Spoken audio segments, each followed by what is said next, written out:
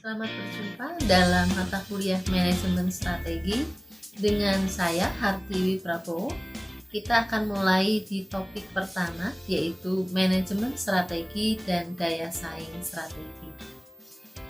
Adapun subtopiknya adalah gambaran persaingan, kemudian yang kedua adalah model I/O dari pengembalian di atas rata-rata, yang ketiga adalah model berbasis sumber daya dari pengembalian di atas rata-rata, yang keempat adalah visi dan misi, yang kelima adalah stakeholder, yang keenam adalah kepemimpinan strategis, dan yang ketujuh adalah proses manajemen strategis.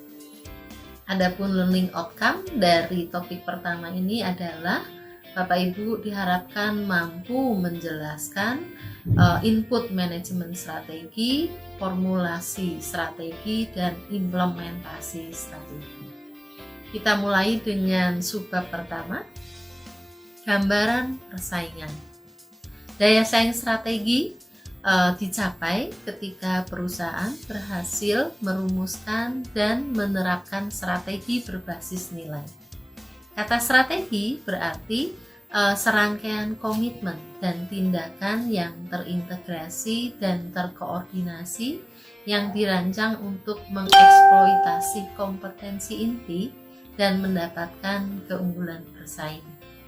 Sedangkan suatu perusahaan yang berhasil memperoleh keunggulan bersaing adalah ketika perusahaan tadi berhasil menerapkan strategi yang dapat menciptakan nilai superior bagi pelanggannya dan di sisi lain tidak mudah ditiru oleh pesaingnya.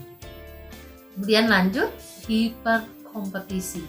Berkaitan dengan hiperkompetisi adalah suatu kondisi di mana menggambarkan persaingan yang berlebihan sehingga menciptakan ketidakstabilan bagi perusahaan untuk terus-menerus melakukan perubahan dalam menanggapi landscape persaingan itu sendiri.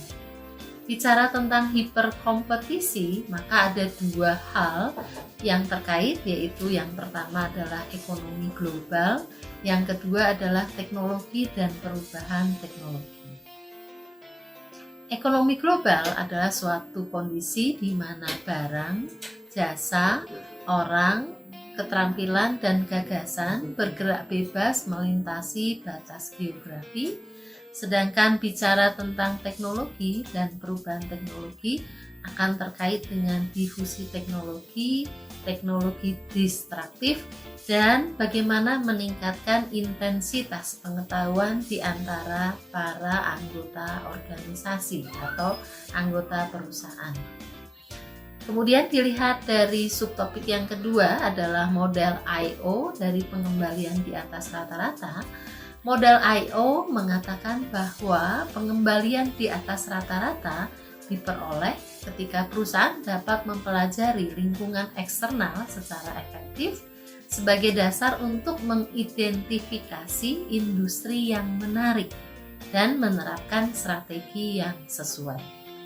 Kemudian kita lanjut ke model berbasis sumber daya.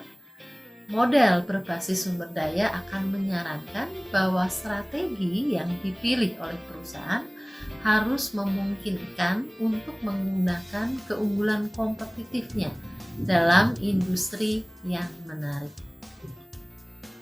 Kemudian subtopik visi dan misi. Visi akan menggambarkan tentang apa yang diinginkan oleh perusahaan atau dalam arti luas, visi akan menunjukkan apa yang ingin dicapai oleh perusahaan dalam jangka panjang. Sedangkan misi akan menentukan bisnis di mana perusahaan akan bersaing dan di mana perusahaan akan melayani pelanggannya. Stakeholder adalah individu, kelompok, organisasi yang mempengaruhi visi, misi perusahaan. Kemudian di satu sisi dia juga akan dipengaruhi oleh hasil strategis yang dicapai oleh perusahaan dan memiliki klaim yang dapat ditegakkan di atas kinerja perusahaan. Kemudian subtopik berikutnya, pemimpin strategis. Pemimpin strategis adalah orang-orang yang berada di area dan tingkat perusahaan yang menggunakan proses manajemen strategis untuk memilih tindakan strategis yang akan membantu perusahaan mencapai visi dan mempengaruhi misinya. Sehingga di subtopik terakhir, yaitu proses manajemen strategis, tadi sudah coba dijelaskan adalah rangkaian lengkap komitmen, keputusan, dan tindakan yang diperlukan perusahaan untuk mencapai daya saing strategis dan memperoleh pengembalian di atas rata-rata. Adapun proses manajemen strategis itu sendiri sebenarnya terdiri atas 3 hal, yaitu ada analisis, kemudian ada strategis, dan performance, yang dapat kita pelajari lebih lanjut di topik-topik berikutnya. Terima kasih.